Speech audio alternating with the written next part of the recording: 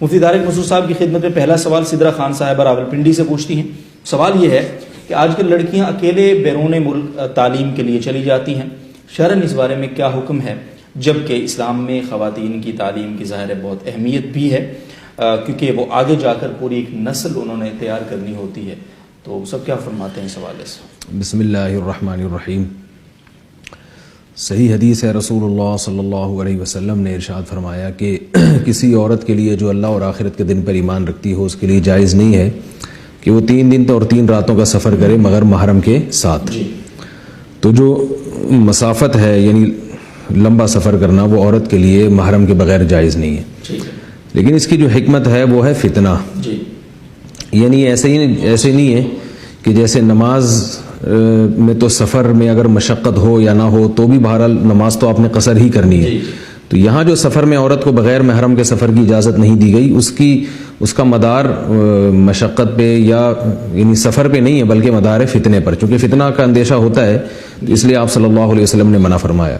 تو اگر کہیں واقعی شدید ضرورت بھی ہو اور فتنے کا 100% یقین ہو کہ نہیں ہوگا، تو ایسی شدید مجبوری میں تو عورت کو گنجائش بعض علماء نے دی ہے اس زمانے میں، کیونکہ جہاز کا سفر ہوتا ہے اور آگے بھی ریسیو کرنے کے لیے ایئرپورٹ پہ بھی موجود ہوتے ہیں لوگ، تو وہ بھی ضرورت کے وقت، بلا ضرورت تو وہ بھی نہیں. تو ایسی شدید مجبوری میں تو گنجائش ہے جانے کی. لیکن جہاں سخت مجبوری نہیں ہے تو وہاں محرم کے بغیر سفر جائز نہیں ہوگا.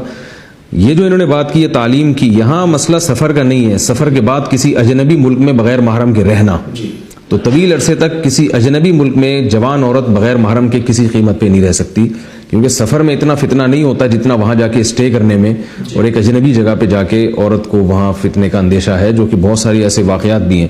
لوگ ایسے موقع پر یہ دلیل دیتے ہیں کہ فلاں گئی تھی، اس کو تو کوئی فتنہ نہیں ہوا، فلاں تو پورا پڑھ کے آ گئی، کالج یونیورسٹی سے نکل کے آ گئی، امریکہ میں اکیلی رہی ہے، پورے ملک میں کوئی جاننے والا نہیں تھا. اور بھائی فتنے کا مطلب یہ نہیں ہوتا کہ جو بھی جائے گا اس کو فتنہ ہوگا. خطرے کی بیس پر قانون بنتے ہیں اور پابندیاں لگتی ہیں. ریڈ سگنل جب بھی آپ توڑیں گے تو ٹکر نہیں لگے گی کسی کو اور نہ ٹریفک جیم ہوگا، لیکن امکان ہوتا ہے، تو اس امکان کی وجہ سے گورنمنٹ لا بناتی ہے کہ جہاں ریڈ سگنل ہوگا آپ کو گاڑی روکنی پڑے گی، چاہے دونوں طرف سڑکوں پہ کوئی بھی نہ ہو. تو اسلام نے بھی امکان کی بیسس پر بھی بہت سارے قوانین بنائے ہیں کہ آپ کو فتنہ نہیں ہو رہا لیکن کسی اور کو ہو سکتا ہے. تو اس لیے خواتین اپنے ملک میں رہ کے ایجوکیشن حاصل کریں، اور اگر کسی دوسرے کنٹری میں جاتی ہیں تو وہاں ان کا کوئی محرم ہونا ضروری ہے. بہت بہت شکریہ صاحب، یہ جواب آپ نے دے دیا. ظاہر شرعی جو آپ کی تحقیق ہے، جو بھی چیزیں ہیں اس کے روشنی میں آپ نے دیا ہے. لیکن مجھے ایک چیز آپ سے کلیئر کرنی ہے کہ ہم علماء یا جب ہم یہ بات کرتے ہیں مفتیان کرام یا جو بھی شرعی اسکالرز ہیں ہمارے شرعی حوالے سے جو لوگوں کی رہنمائی کرتے ہیں، ہم بہت لیٹ ہو جاتے ہیں بہت سارے ایشوز میں نا، بہت سارے مسائل زمانے کی ضرورت ہوتی ہے. آج ہم ان پہ اسٹک بیٹھے ہیں، کل کو جا کر ہم اس پہ پھر کوئی حاشیہ نکالتے ہیں. یہ ہمارا ظاہر ہے پہلے تاریخ بھی یہی رہی ہے اور شاید آگے بھی. اب یہ جو مسئلہ ہے باہر بچیوں کو تعلیم کے لیے بھیجنا، ایک طرف ہمیں شدید ضرورت ہے اس بات کی کہ خواتین میں کوئی ماہر لیڈی ڈاکٹر چاہیے ہم کو، تاکہ بے پردگی کا جو ایک کلچر ہے ہسپتالوں میں وہ ختم ہو. جب آپ ماہر ڈاکٹر تیار کروانے کے لیے ان کو ایکسیس ہی نہیں دیں گے، کیونکہ آپ کے ملک کے اندر وسائل محدود ہیں، یا آپ بھی جانتے ہیں ہم بھی جانتے ہیں، تو وہ لوگ کیسے تیار کر پائے گا معاشرہ ایسی بچیوں کو کہ جو خود ہماری خواتین کا علاج کر پائیں اچھے طریقے سے، جو ریکوائرمنٹ ہے ہماری. دیکھیں جیسے ماہر ڈاکٹر کی ضرورت ہے نا، ایسے ہی حیادار خواتین کی بھی معاشرے کو بہت ضرورت ہے، اس سے زیادہ ضرورت ہے. ٹھیک ہے نا، حیادار خواتین کی بھی بہت زیادہ معاشرے کو ضرورت ہے. بالکل ایک خاتون کو اس ماحول میں جہاں سب یورپین رہتے ہوں، انگریز رہتے ہوں، اس ماحول میں آپ اس کو بھیج دیں جوان لڑکی کو. میں نہیں کہہ رہا ساری خراب ہوتی، بار بار میں کہہ رہا ہوں بہت سی خواتین وہاں جا کے خیال کرتی ہیں اور بلکہ وہاں جا کے سیدھی ہو جاتی ہیں. لیکن عمومی جو قانون بنتا ہے وہ تو عمومی ماحول کو دیکھ کے بنتا ہے.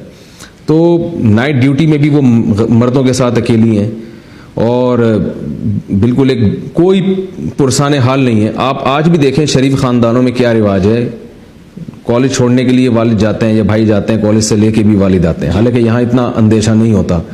تو آپ ایک ایسی کنٹری میں جہاں کوئی جاننے والا نہیں ہے، میں تو اسی کنڈیشن کی بات کر رہا ہوں نا، اگر وہاں کو اس کا محرم ہے تو پھر تو ہم اس کے جواز کے قائل ہیں.